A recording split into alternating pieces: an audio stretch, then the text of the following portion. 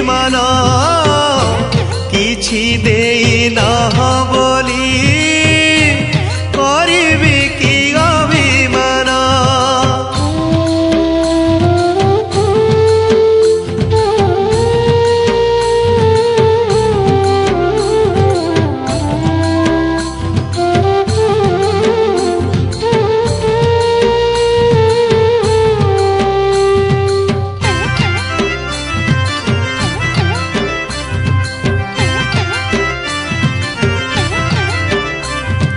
ଧନ୍ୟ ମୁଁ ହେଇଛି आहे ମହାପ୍ରଭୁ